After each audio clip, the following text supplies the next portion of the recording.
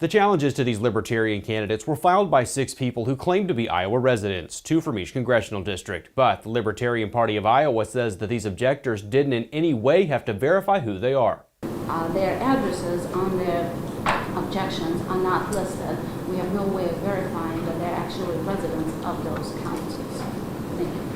State Auditor Rob Sand, a Democrat who was the only official on the 3-member state objection panel to vote to keep the Libertarians on the ballot, echoed those concerns. We just have 2 names from 2 people who if they haven't provided an affidavit, that they live in the state of Iowa and they haven't provided their address, I don't know if they've met their burden.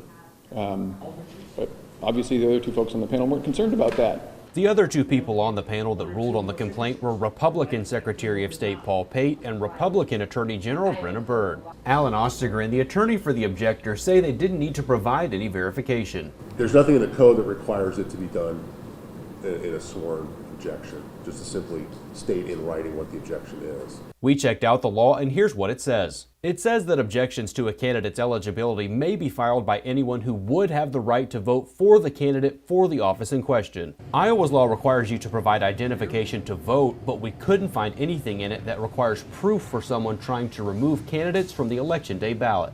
In his dissent to taking the Libertarians off the ballot, Sand says that since these objectors' addresses and registration status weren't provided to the panel can't just assume the objectors are valid objectors. Pate says it's unfortunate to have to kick someone off of the ballot, but candidates need to make sure that their party followed the rules, and in this case, the Libertarian Party didn't follow the rules for its county convention delegates. So their nominations of the Libertarian congressional candidates were not valid. It's not an ideal situation, but the rules are the rules, and I, as a commissioner of elections, don't get to make them up. I get to enforce them as they are. At least some of the objectors are involved in Republican politics.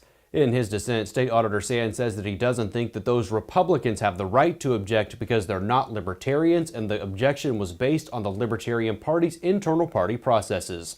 At the Iowa Capitol Bureau, I'm Connor Hendricks reporting.